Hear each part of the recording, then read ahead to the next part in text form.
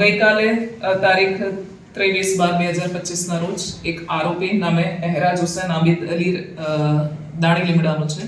એનો વિરુદ્ધ એક મહિલાને પીછો કરવાનો, એને ધમકી આપવાનો અને એ મહિલાને નામદાર કોર્ટમાં ખોટી જુબાની આપવા માટે દબાણ કરવાનો એક ગુનો દાખલ કરવામાં આવ્યો છે. આમાં એક આરોપી છે એહરાજ હુસૈન આબિદ અલી.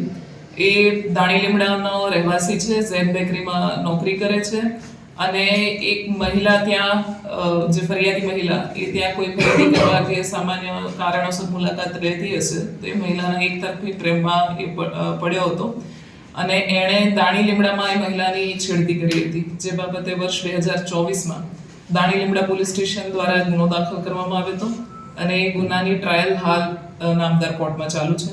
અને એ કોર્ટમાં આ જે ફરિયાદી મહિલા છે એને આરોપી દ્વારા દબાણ કરવામાં આવતું હતું કે આરોપીના તરફી જુબાની આપે અને એ પોતાના પતિ, ઘર, બાળકોને છોડી અને આરોપી સાથે આવી જાય.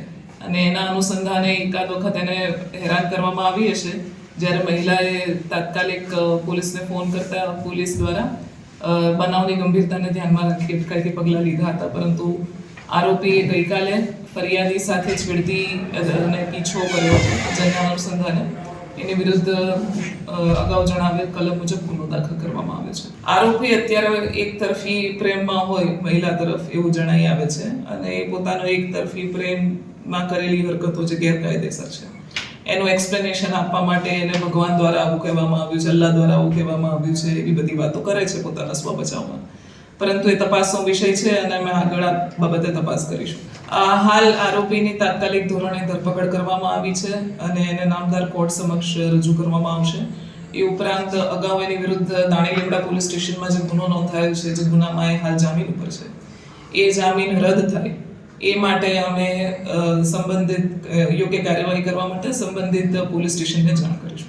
આરોપી જે છે એના જણાવ્યા મુજબ એની અગાઉ લગ્ન થયેલા છે, એની પત્ની ને બાળકો છે, પરંતુ હાલ એ તેમની સાથે રહેતો નથી અને મહિલાના બેકગ્રાઉન્ડ વિશે કાયદેસરની જે કલમો છે કાયદાની, એના કારણે વધુ જણાવી શકાય એમ નથી, પણ મહિલા પણ પરિણીત છે અને એના બાળકો છે.